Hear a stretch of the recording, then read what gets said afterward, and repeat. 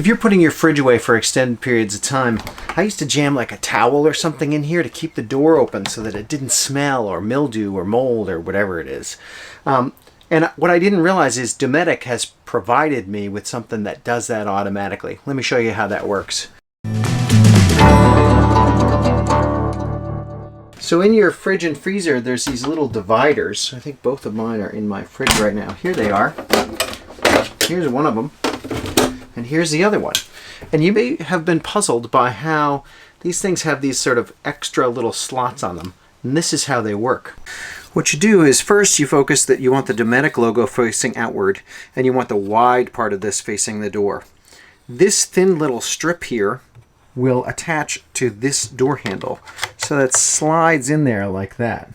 And then you can take this and just push it shut and click, it closes, but it is ajar. So let's take a close-up of that.